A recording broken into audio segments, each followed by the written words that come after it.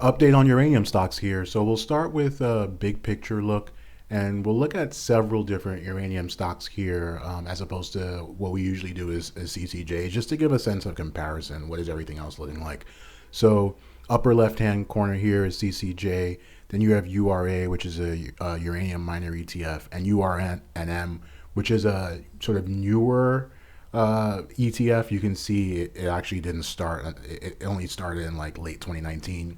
Then you have Fission Uranium. This is Denison Mines.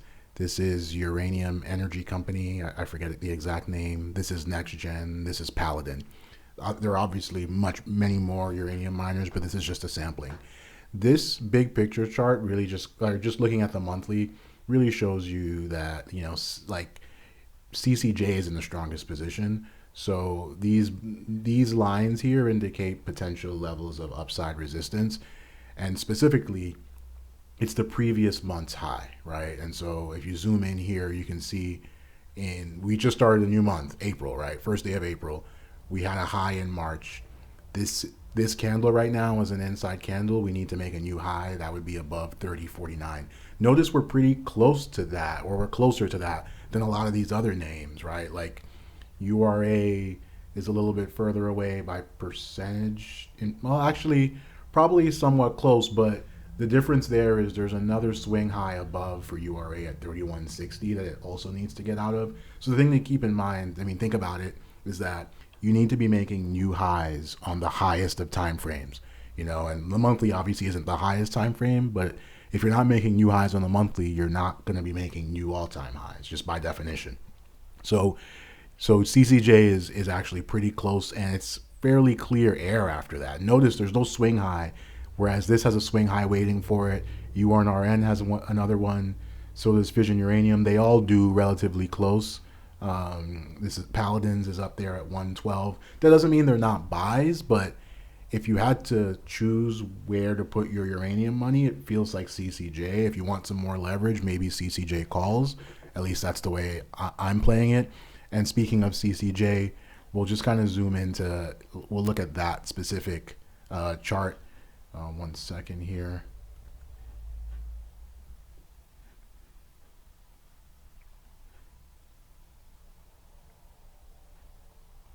Okay, so CCJ is in an interesting position. This was week 9 of the weekly cycle, so next week starts week 10. So we're not early in the weekly cycle anymore. We're also pretty extended above the 10-day moving average, you can see. So we're definitely going to come back and sort of test that and kind of check back to that. Although you can see we already had quite a bit of a pullback this week that was mostly recovered. So we do need to make a new high. The high for the weekly cycle was actually last week, week 8. Looks like we'll probably get that, right? So it really is just a question of, how close are we to that to the beginning of the weekly cycle decline, which, ideally we'd like to avoid. And on the daily, just not amazing in the sense that this was day 12. We had a high on day 6, and we came up. So just if you're playing, just to play this out, we had a rally of 28 days, right? So we came up, we made this higher low, we came all the way up here. This was our high for last cycle. Then we came down, had a beautiful, nice, clean, fast DCL, day 32, daily cycle low. And then we've come up and we've made a high on day 6 of the new daily cycle, right? So this is day 1, 2, 3, 4, or excuse me, actually, day 5 of the daily cycle. We then came down and then we recovered. So this is another swing low. Just like this is a swing low, this is a swing low. It's a higher low, bullish. But we did not make a new high for the daily cycle. We almost did, right? So just to be specific, the daily cycle high right now is $30.49. Today we came within 9 cents. So the high today was 30.40. That's not usually a very bullish sign. I mean, this is very clearly a potential reversal candle. Always use the word potential, because for a candle to be a reversal candle, you need follow through. But you think about the way this is setting up, all things being even, will open around here on Monday. So it is setting up for more likelihood of downside than upside.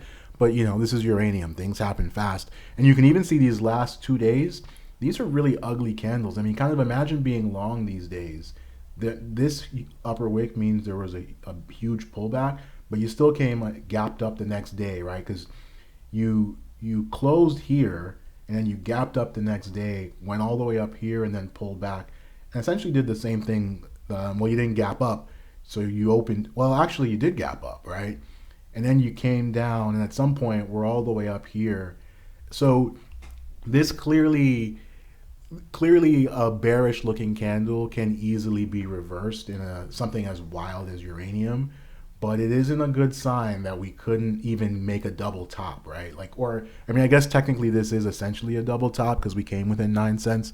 Just not a very good signal that we weren't able to kind of push through.